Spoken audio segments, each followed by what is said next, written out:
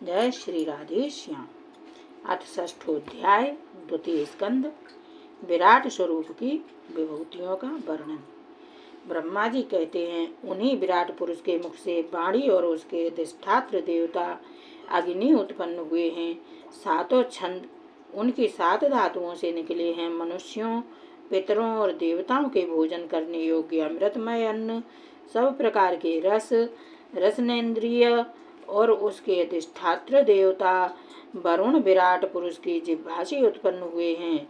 उनके नासा छिद्रों से प्राण, अपान, व्यान, उदान और समान, ये 5 प्राण और वायु तथा घ्राणेन्द्रिय से अश्विनी कुमार, समस्त औषधियाँ एवं साधारण तथा विशेष गंध उत्पन्न हुए हैं।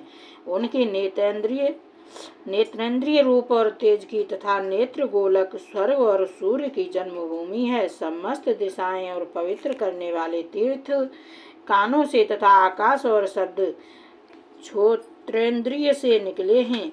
उनका शरीर संसार की सभी वस्तुओं के सार भाग तथा सौंदर्य का खजाना है। सारे यज्ञ, स्पर्श और वायु उनकी त्वचा से निकले। उनके रोम सभी उद्भिज पदार्थों के जन्म स्थान है अथवा केवल उन्हीं के जिनसे यज्ञ संपन्न होते हैं।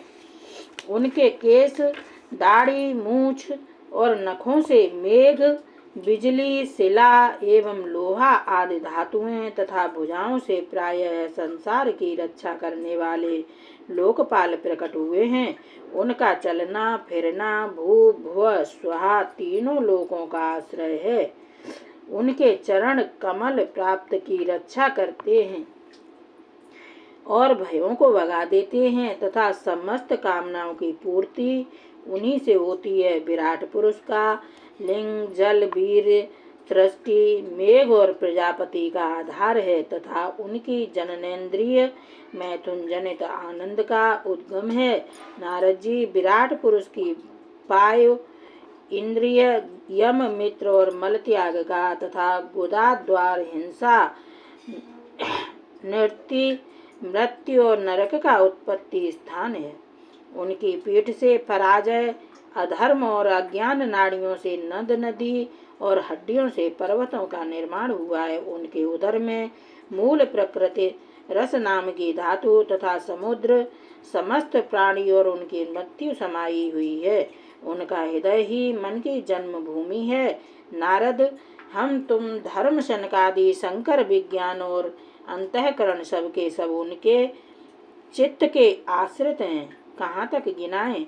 मैं तुम्हारे बड़े भाई सनकादि, शंकर, देवता, दैत्य, मनुष्य, नाग, पक्षी, मृग, रेंगने वाले जंतु, गंधर्व, अप्सराएं, यक्ष, राक्षस, भूत, प्रेत, सर्प, पशु, पितर, सिद्ध, विद्याधर, चारण, वृक्ष और नाना प्रकार के जीव जो आकाश, जल या स्थल में रहते हैं, ग्रह, नक्षत्र, केतु, पुच्छल, तारे, बिजली और बादल, ये सबके सब विराट पुरुष ही हैं।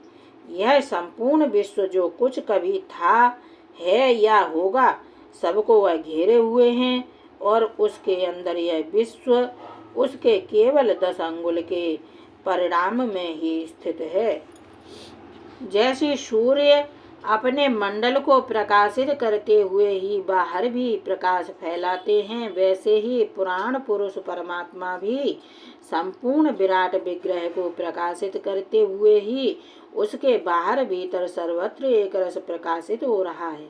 मुनिवर, जो कुछ मनुष्य की क्रिया और संकल्प से बनता है उससे वह परे है और अमृत एवं अभय पद मोक्ष का स्वामी है। यही कारण है कि कोई भी उसकी महिमा का पार नहीं पा सकता।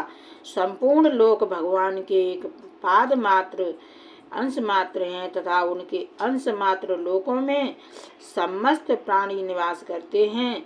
भूलोक, भुवरलोक और स्वर्गलोक के ऊपर महरलोक है। उसके भी ऊपर जन, तप और सत्य लोकों में क्रमशः अमृत, क्षेम एवं अभय का नित्य निवास है। जन, तप और सत्य, इन तीनों लोकों में ब्रह्मचारी, वानप्रस्थ एवं सन्यासी निवास करते हैं। दीर्घकालीन ब्रह्मचर्य से रहित गृहस्थ भूलोक, भुवरलोक और स्वरलोक के भीतर ही निवास करते हैं।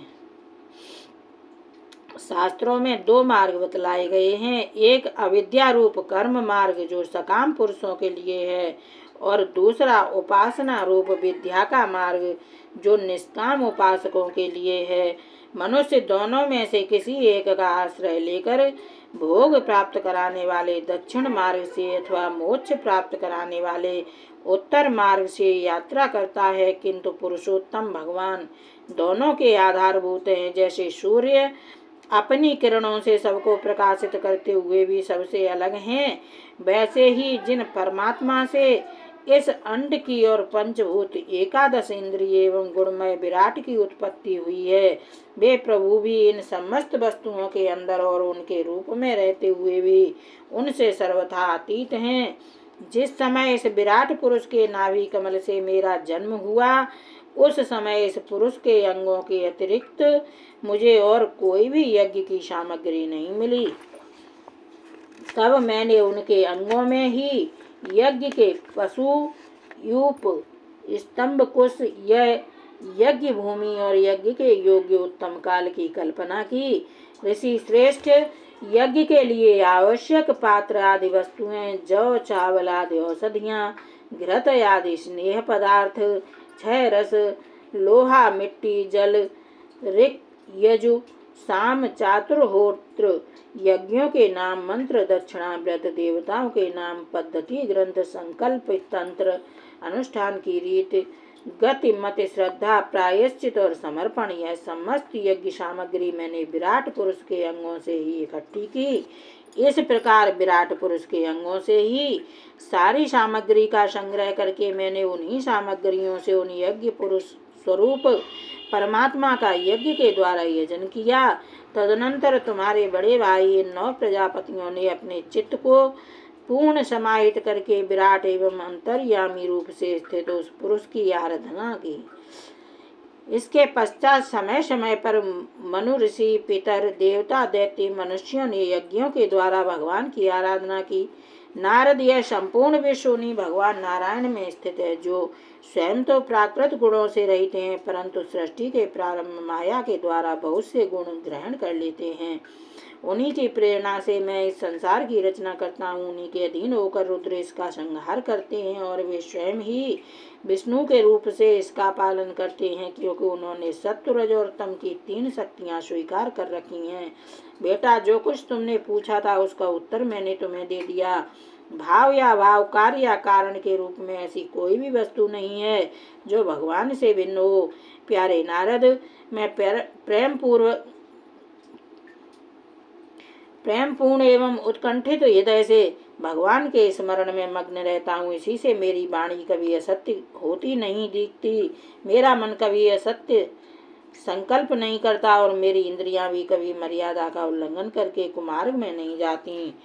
मैं वेद मूर्ति हूँ, मेरा जीवन तपस्यामय है। बड़े बड़े प्रजापति मेरी वंदना करते और मैं उनका स्वामी हूँ। पहले मैंने बड़ी निष्ठा से योग का सर्वांग अनुष्ठान किया था, परंतु मैं अपने मूल कारण परमात्मा के स्वरूप को नहीं जान सका, क्योंकि वे तो एकमात्र भक्ति से ही प्राप्त होते हैं। मैं तो परम मंगलमय एवं शरण आए हुए भक्तों को जन्म मृत्यु से छुड़ाने वाले परम कल्याण स्वरूप भगवान के चरणों को ही नमस्कार करता हूँ। उनकी माया की शक्ति अपार है। जैसे आकाश अपने अंत को नहीं जानता, वैसे ही वे भी अपनी महिमा का विस्तार नहीं जानते। ऐसी स्थिति में दूसरे तो उसका पार पा ही कैसे सकते हैं। मैं, मेरे पुत्र, तुम लोग और शंकर जी भी उनके सत्य स्वरूप को नहीं जानते, तब दूसरे देवता तो उन्हें जान ही कैसे सकते हैं। हम सब इस प्रकार मोहित हो रहे हैं कि उनकी माया के द्वारा रचे हुए जगत को भी ठीक ठीक नहीं समझ सकते। अपनी अपनी बुद्धि के अनुसार ही अटकल लगाते हैं। हम लोग केवल जिनके अवतार की लीलाओं का गान ही करते रहते हैं, उनके तत्व को नहीं जानते। उन भगवान के श्री चरणों में मैं नमस्कार करता हूँ।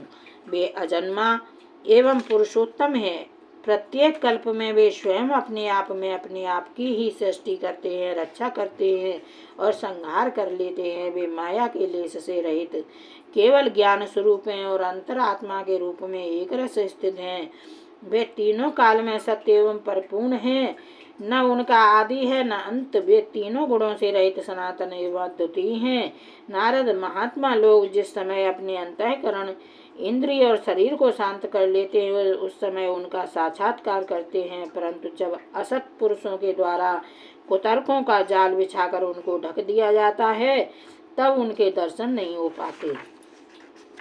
परमात्मा पहला अवतार विराट पुरुष हैं। उसके सिवा काल, स्वभाव, कार्य, कारण, मन, पंचभूत, अहंकार, तीनों गुण, इंद्रियां, ब्रह्मांड, शरीर, उसका अभिमानी स्थावर और जंगम जीव सबके सब उन अनंत भगवान के ही रूप हैं। मैं शंकर, विष्णु, दक्ष आदि ये प्रजापति, तुम और तुम्हारे जैसे अन्य भक्तजन, स्वर्ग लोक के रक्षक, पक्षियों के राजा, मनुष्य लोक के राजा, नीचे के लोकों के राजा, गंधर्व, विद्याधर और चारणों के अधिनायक, यक्ष, राक्षस, सांप और नागों के स्वामी, महर्षि, पितृपति, दैत्येंद्र, सिद्धेश्वर, दानव राज और भी प्रेत, पिशाच, भूत, कूष्मांड, जल जंतु, मृग और पक्षियों के स्वामी एवं संसार में और भी जितनी वस्तुएं ऐश्वर्य, तेज, इंद्रिय बल, मनोबल, शरीर बल या क्षमा से युक्त हैं अथवा जो भी विशेष सौंदर्य, लज्जा, वैभव तथा विभूति से युक्त है एवं जितनी भी वस्तुएं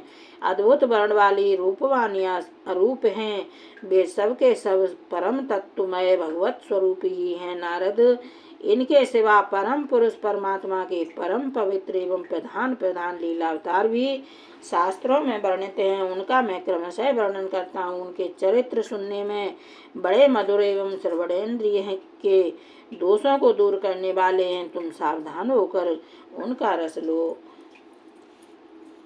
श्रीमद्भागवत षष्ठोध्याय। जय जय श्री राधे श्याम।